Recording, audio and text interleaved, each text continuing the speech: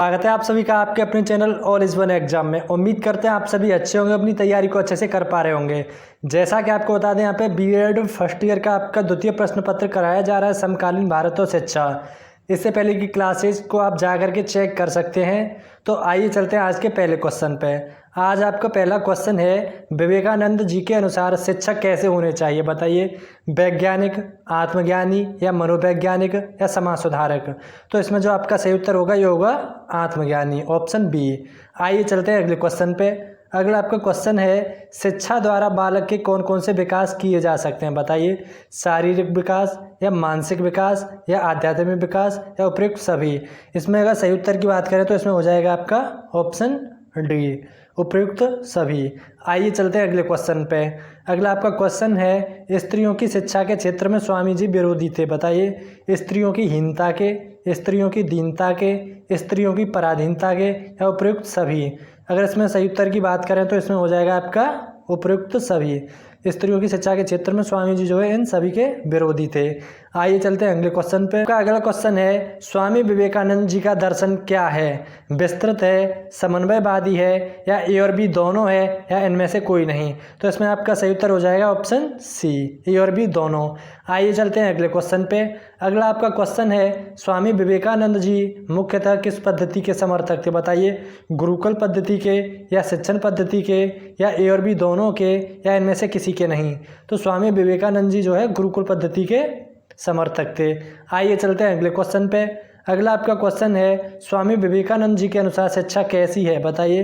दार्शनिक मित्र है या पथ प्रदर्शक है या गुरुग्रहवास है या इनमें से कोई नहीं। बताइए इसका सही उत्तर कौन सा हो जाएगा। अगर इसके सही उत्तर की बात करें तो ऑप्शन सी आपका सही हो जाएगा, ठीक है। अगला आपका क्वेश्चन है, शिक्षक एक दार्शनिक मित्र तथा पथ प्रदर्शक है। उपयुक्त कथन किसका है बताइए। स्वामी विवेकानंद का है या महात्मा गांधी का है या रविंद्रनाथ का है या श्री अरविंद का है। अगर इसमें आपके सही उत्तर की बात करें तो ये आपका स्वामी विवेकानंद जी का। आइए चलते हैं अगले क्वेश्चन पे। अगला आपका क्वेश्चन है, स्वामी विवेकानंद जी के बचपन का नाम क्या था बताइए। नरेंद्रनाथ था या फिर विश्वनाथ था या फिर विवेकानंद था या इनमें से कोई नहीं। अगर इसमें सही उत्तर की बात करें तो इनके जो बचपन का नाम था नरेंद्रनाथ, ठीक है। आइए चलते हैं अगले क्वेश्चन पे।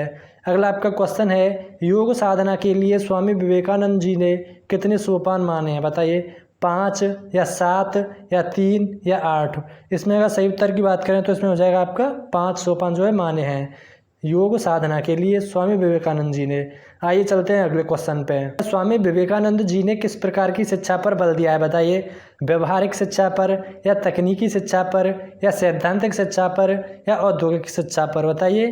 अगर इसमें आपकी सही उत्तर की बात करें तो ये हो जाएगा व्यवहारिक शिक्षा पर, ठीक है। आपका अगला क्वेश्चन है, आपको कार्य के प्रत्येक क्षेत्र में व्यवहारिक होना चाहिए। सिद्धांतों के ढेर ने सारे देश का नाश कर दिया है। उपयुक्त कथन किसका है बताइए। राधा कृष्ण का है या फ्रोवेल का है या रूसो का है या स्वामी विवेकानंद का है। अगर इसमें सही उत्तर की बात होगी तो ये हो जाएगा आपका ऑप्शन डी, मतलब कि स्वामी विवेकानंद जी का कथन है ये। आइए चलते हैं अगले क्वेश्चन पे। अगला आपका क्वेश्चन है, मनुष्य की अंतर्निहित पूर्णता की अभिव्यक्ति करना ही शिक्षा है। यह कथन किसका है बताइए। टैगोर का है या श्री अरविंद का है या स्वामी विवेकानंद का है या राजगोपालाचार्य का है। तो इसमें जो आपका सही उत्तर होगा स्वामी विवेकानंद। आइए चलते हैं अगले क्वेश्चन पे। अगला आपका क्वेश्चन है, गांधी जी के अनुसार शिक्षा के आधारभूत सिद्धांत क्या हैं।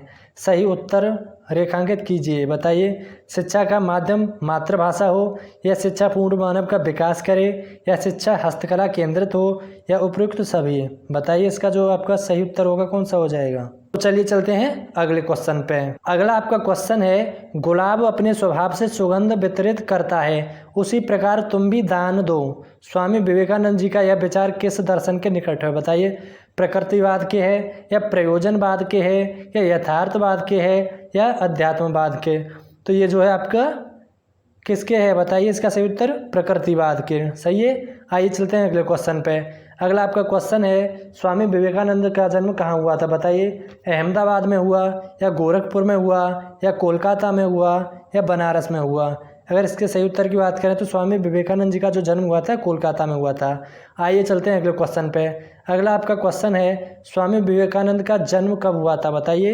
1869 में हुआ, 1863 में हुआ, या 1874 में हुआ, या 1872 में हुआ? इसका सही आंसर की बात करें तो ये हो जाएगा आपका 1863। इसमें आपका बी आंसर सही होगा। चलते हैं अगले क्वेश्चन पे। अगला आपका क्वेश्चन है, स्वामी विवेकानंद ने अमेरिका के लिए प्रथम बार कब प्रस्थान किया? बताइए।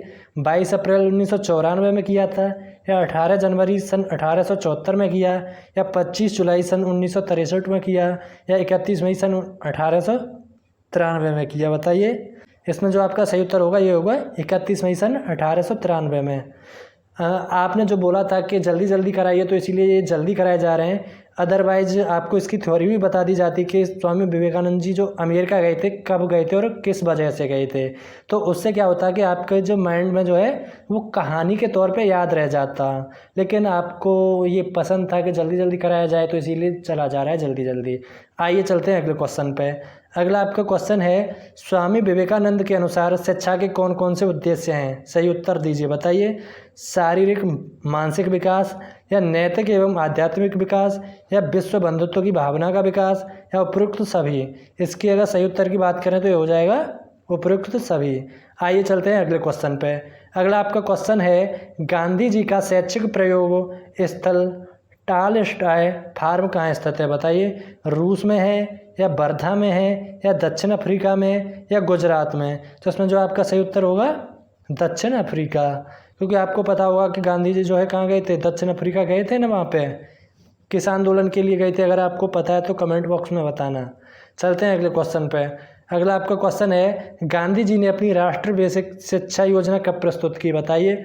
1937 में की, या 1938 में की, या 1947 में, या 1948 में?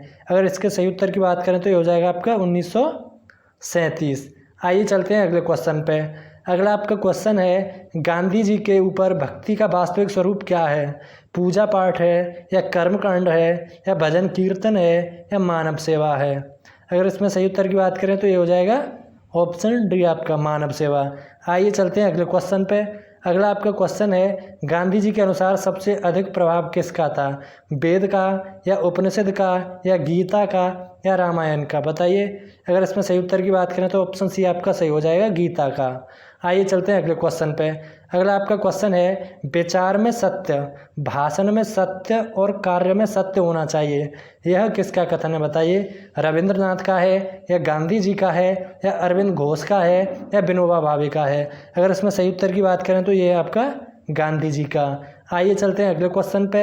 अगला आपका क्वेश्चन है, गांधी जी का जन्म कब हुआ था? बताइए। 1869 में हुआ, 1859 में हुआ, या 1847 में हुआ, या 1867 में हुआ? तो इसका जो आंसर क्या होगा सही? ये हो जाएगा 1869। आइए चलते हैं अगले क्वेश्चन पे। अगला आपका क्वेश्चन है, गांधी जी के अनुसार शिक्षा के आधारभूत सिद्धांत क्या हैं? बताइए। इसका सही उत्तर क्या होगा? शिक्षा का माध्यम मातृभाषा हो, या शिक्षा पूर्ण मानव का विकास करे, या शिक्षा हस्तकला केंद्रित हो, या उपयुक्त सभी? अगर इसमें सही उत्तर की बात करें तो ये हो जाएगा आपका उपयुक्त सभी। आइए चलते हैं अगले क्वेश्चन पे। अगला आपका क्वेश्चन है, भूखे पेट प्रार्थना नहीं की जा सकती, इस कथन का समर्थन किस वाद में है? बताइए। आदर्शवाद में, या प्रकृतिवाद में, या प्रयोजनवाद में, या तार्किकवाद में? अगर इसके सही उत्तर की बात करें तो ये हो जाएगा आपका प्रयोजनवाद में। ठीक है। आइए चलते हैं अगले क्वेश्चन पे। अगला आपका क्वेश्चन है, शिक्षा मनुष्य निर्माण की शिक्षा है, उपयुक्त कथन किसका है? बताइए। प्लेटो का है, या रूसो का है, या विवेकानंद का है, या महात्मा गांधी का है? अगर इसमें सही उत्तर की बात करेंगे तो ये हो जाएगा आपका ऑप्शन सी विवेकानंद का। आइए चलते हैं अगले क्वेश्चन पे। अगला आपका क्वेश्चन है, ईमानदारी सर्वोत्तम नीति है, इस कथन का समर्थन कौन सा दर्शन करता है? बताइए। आदर्शवाद करता है, प्रकृतिवाद करता है, प्रयोजनवाद करता है, या यथार्थवाद करता है? अगर इसमें हम सही उत्तर की बात करेंगे तो ये हो जाएगा प्रयोजनवाद। ठीक है। आइए चलते हैं अगले क्वेश्चन पे। अगला आपका क्वेश्चन है, निम्नलिखित में से कौन सी मुख्य विषय वस्तु गांधी जी के विचारों के अनुरूप नहीं है? बताइए। भाषा, या सामाजिक अध्ययन, या व्यावसायिक कौशल, या आनुवांशिक इंजीनियरिंग? बताइए। अगर इसमें सही उत्तर की बात करें तो ये हो जाएगा ऑप्शन डी आनुवांशिक इंजीनियरिंग। आइए चलते हैं अगले क्वेश्चन पे। अगला आपका क्वेश्चन है, मनुष्य ही सभी वस्तुओं का निकष है, इस कथन का समर्थन कौन सा दर्शन करता है? बताइए। यथार्थवाद करता है, या प्रयोजनवाद करता है, या विचारवाद करता है, या प्रकृतिवाद करता है? अगर इसमें सही उत्तर की बात करें तो ये हो जाएगा प्रयोजनवाद। अगला आपका क्वेश्चन है, निम्नलिखित में से कौन से विचारक उद्देश्य में आदर्शवादी विषय वस्तु में प्रकृतिवादी और पद्धति में परिणामवादी थे? बताइए। स्वामी विवेकानंद थे, या फिर रविंद्रनाथ थे, या महात्मा गांधी थे, या श्री अरविंद थे? अगर इसमें सही उत्तर की बात करें तो ये हो जाएगा आपका महात्मा गांधी। आइए चलते हैं अगले क्वेश्चन पे। अगला आपका क्वेश्चन है, कौन सी विचारधारा ज्ञान व मानव मूल्यों पर जोर देती है? बताइए। तार्किक प्रत्यक्षवाद, या फिर आपकी आदर्शवाद, या फिर प्रयोजनवाद, या फिर अस्तित्ववाद? अगर इसमें सही उत्तर की बात करें तो इसमें हो जाएगा आपका ऑप्शन बी, आदर्शवाद। ठीक है, आइए चलते हैं अगले क्वेश्चन पे। अगला आपका क्वेश्चन है, शिक्षा के उद्देश्यों का निकट संबंध है? बताइए। तत्व मीमांसा से, या मूल्य मीमांसा से, या तर्क से, या ज्ञान मीमांसा से? अगर इसमें आपके सही उत्तर की बात करें तो ये हो जाएगा तत्व मीमांसा है। ठीक है, आपकी जो है सेकंड यूनिट ख़त्म हो चुकी है और अभी आपके जो है तीसरी यूनिट के कुछ क्वेश्चंस करा देते हैं। तो आ जाइए। आपके तीसरी यूनिट का जो पहला क्वेश्चन है ये है, स्वतंत्र भारत का सबसे पहला शिक्षा आयोग कौन सा था? बताइए। कोठारी आयोग था, या मुदालियर आयोग था, या राधा कृष्ण आयोग था, या राष्ट्रीय ज्ञान आयोग था? बताइए। अगर इसमें सही उत्तर की बात करें तो ये हो जाएगा आपका राधा कृष्ण आयोग। ठीक है, आपको जो है कमेंट बॉक्स में बताना है कि राधा कृष्ण आयोग का जो दूसरा नाम है वो क्या है। आइए चलते हैं अगले क्वेश्चन पे। अगला आपका क्वेश्चन है, माध्यमिक शिक्षा आयोग को और किस नाम से जाना जाता है? बताइए। मुदालियर आयोग के, या फिर विश्वविद्यालय शिक्षा आयोग, या फिर राष्ट्रीय ज्ञान आयोग, या फिर राष्ट्रीय शिक्षा आयोग? तो इसमें हो जाएगा आपका सही उत्तर ऑप्शन ए, मुदालियर आयोग के नाम से जो है जाना जाता है माध्यमिक शिक्षा आयोग को। ठीक है, तो चलिए चलते हैं अगले क्वेश्चन पे। अगला आपका क्वेश्चन है, माध्यमिक शिक्षा आयोग की स्थापना कब की गई थी? बताइए। 28 सितंबर 1946 को, 26 जुलाई 1945 को, 24 मार्च 1948 को, या 23 सितंबर 1952 को? अगर इसमें सही उत्तर की बात करें तो ये हो जाएगा आपका 23 सितंबर 1952। आइए चलते हैं अगले क्वेश्चन पे। राष्ट्रीय शिक्षा आयोग में अध्यक्ष सहित सदस्यों की संख्या बताओ कितनी थी? 17 थी, या 18 थी, या 19 थी, या 20 थी? तो इसमें थी आपकी 17। ठीक है, आइए चलते हैं अगले क्वेश्चन पे। अगला आपका क्वेश्चन है, श्री H.L. एल्विन किस समिति के अध्यक्ष थे? बताइए। मुदालियर आयोग के, या फिर राष्ट्रीय ज्ञान आयोग के, या राष्ट्रीय शिक्षा आयोग के, या हंसा मेहता समिति के? अगर इसमें सही उत्तर की बात करें तो ये हो जाएगा आपका राष्ट्रीय शिक्षा आयोग के जो है श्री H.L. एल्विन अध्यक्ष थे। आइए चलते हैं अगले क्वेश्चन पे। अगला आपका क्वेश्चन है, कोठारी आयोग ने अपनी रिपोर्ट को कितने खंडों में प्रस्तुत किया? बताइए। 3 में किया, या 2 में किया, या 4 में किया, या 5 में किया? अगर इसमें सही उत्तर की बात करें तो ये हो जाएगा आपका ऑप्शन ए, 3 खंडों में जो है प्रस्तुत किया था। ठीक है, आइए चलते हैं अगले क्वेश्चन पे। अगला आपका क्वेश्चन है, निम्नलिखित में से राष्ट्रीय शिक्षा आयोग के अध्ययन का क्षेत्र कौन सा नहीं है? बताइए। स्कूली शिक्षा नहीं है, या उच्च शिक्षा नहीं है, या प्रौद्योगिकी शिक्षा नहीं है, या बजट नहीं है? अगर इसमें सही उत्तर की बात करें तो ये हो जाएगा आपका बजट। राष्ट्रीय शिक्षा आयोग को अपनी रिपोर्ट प्रस्तुत करने में कितना समय लगा? बताइए। 4 साल लगी, या 6 साल लगी, या 2 साल, या फिर 1 साल लगी? बताइए। इसमें अगर सही उत्तर की बात करें तो ये लगी थी 2 साल। ठीक है, आइए चलते हैं अगले क्वेश्चन पे। अगला आपका क्वेश्चन है, राष्ट्रीय शिक्षा आयोग की रिपोर्ट कितने पृष्ठों में लिखी गई थी? बताइए। 680 में, 692 में, या 672 में, या 690 में? अगर इसके सही उत्तर की बात करेंगे तो ये हो जाएगा आपका 692 पेजों में। ठीक है, आइए चलते हैं अगले क्वेश्चन पे। अगला आपका क्वेश्चन है, कोठारी आयोग की नियुक्ति का मुख्य उद्देश्य नहीं है? बताइए कौन सा नहीं है इसमें से? शिक्षा के संपूर्ण क्षेत्र की जांच करना, या शिक्षा का गुणात्मक विकास करना, या राष्ट्रीय शिक्षा प्रणाली का विकास करना, या विद्यालयों में नामांकन में वृद्धि करना? अगर इसमें सही उत्तर की बात करें तो विद्यालयों में नामांकन में वृद्धि करना, ये जो है कोठारी आयोग की नियुक्ति का मुख्य उद्देश्य नहीं था। ठीक है, बाकी ये तीनों थे। आइए चलते हैं अगले क्वेश्चन पे। अगला आपका क्वेश्चन है, यह कथन किसका है? मेरी यह हार्दिक इच्छा है कि आयोग शिक्षा के सभी पक्षों प्राथमिक, माध्यमिक, विश्वविद्यालय और तकनीकी की जांच करें और ऐसे सुझाव दें जिससे हमारी शिक्षा व्यवस्था को अपने सभी स्तरों पर उन्नति करने में सहायता मिले। बताइए। एस राधाकृष्णन ने बोला, या दौलत सिंह कोठारी ने बोला, या श्री MC छागला ने बोला, या RA गोपालास्वामी ने बोला। अगर इसमें सही उत्तर की बात करें तो ये बोला था S राधाकृष्णन ने। ठीक है, चलते हैं अगले क्वेश्चन पे। अगला आपका क्वेश्चन है, यह कथन किस समिति का उद्घोष है?